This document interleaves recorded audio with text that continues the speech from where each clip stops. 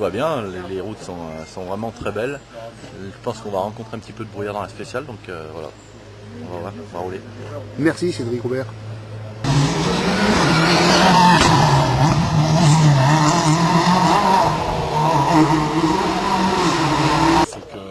C'est un peu compliqué. C'est un peu compliqué. État des routes, qu'est-ce qui se passe? C'était mouillé dans la première, mouillé très gras, très humide.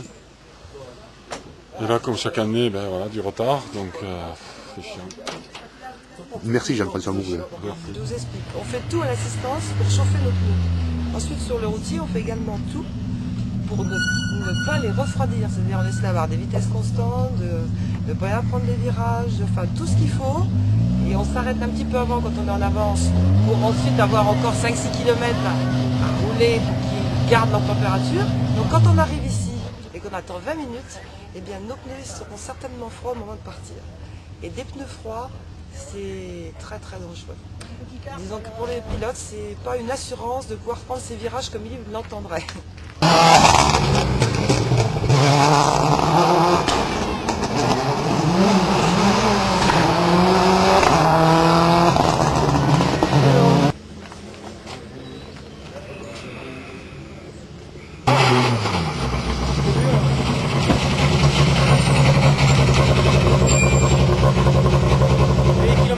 C'est mieux. Stéphane Sarrazin, pilote éclectique au volant de 4 roues motrices, maintenant au volant d'une DS3, qui a fait du circuit, qui a fait du rallye, l'un des meilleurs pilotes français. Est-ce que vous pouvez nous expliquer ce que vous attendez de la DS3? En fait, la DS3 est une petite auto, 2 roues motrices avec un turbo, donc une voiture qui va très vite, qui est très agile, et voilà, c'est une bonne auto pour apprendre le rallye et pour passer après ensuite sur des grosses voitures comme les WRC ou les S2000. Et est-ce qu'on va avoir un souvenir de la DS3 comme on a de la DS21? Je sais pas, j'espère en tout. Et est-ce qu'on va avoir un souvenir de la DS3 comme on a de la DS21? Je sais pas, j'espère en tout cas. Je pense qu'elle est bien née, c'est sûr. Et après, il y a déjà pas mal de commandes. Je crois qu'ils ont vendu déjà plus de 40 voitures. Donc il y en aura beaucoup en rallye en général en France et même dans le monde entier. Donc ouais, c'est une voiture qui va, je pense, gagner pas mal de rallye. Merci Stéphane.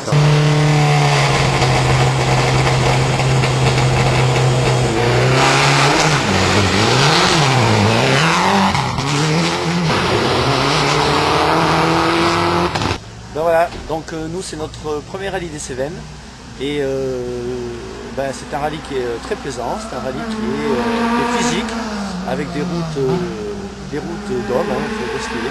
Voilà, on attendait la pluie, on attendait les châtaignes parce qu'on nous avait tellement parlé des feuilles et tout ça, bon on les aura pas cette année, on les aura l'année prochaine.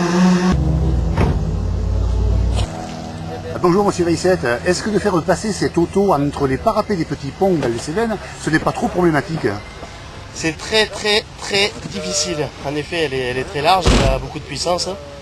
Et donc, il faut aller doucement, tout simplement. Ou alors être expert comme le propriétaire de la voiture, qui n'est pas moi, qui est Monsieur Facio. Et lui, par contre, vous fera une démonstration sans aucun problème. Moi, j'ai le seul but de la lui ramener entière, et donc je vais à mon rythme. Et je prends que le plaisir. Voilà.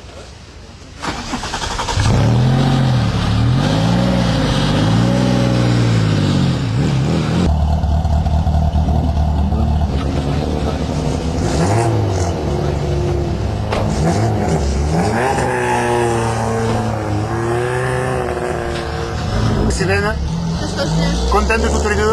Ouais, oui. Super. Super, merci. Merci.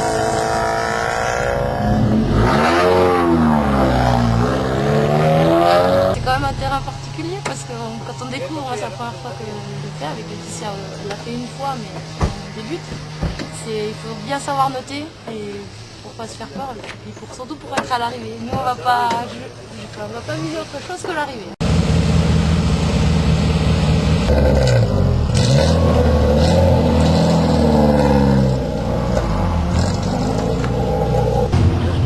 Le critérium des Cévennes, sans une 205, ça ne serait pas les Cévennes. Alors ce rallye?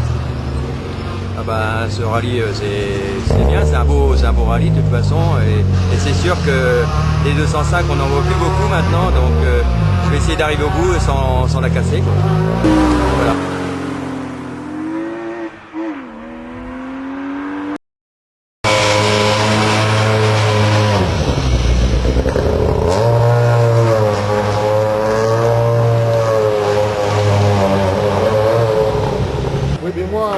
maire de Saint-André-de-Valborgne. Je me bats pour que les Cévennes passent à nouveau dans Saint-André-de-Valborgne. Et cette année-là, je suis déçu parce que j'ai eu un refus de la sous-préfecture que je voulais que le rallye parte du pont de Lens. Alors c'est de cela que j'ai fait venir le rallye dans Saint-André pour que le monde rural en profite et que les cafés, boucheries et commerces en vivent normalement et qu'on ne soit pas tout le temps à l'arrière comme beaucoup de choses en ce moment.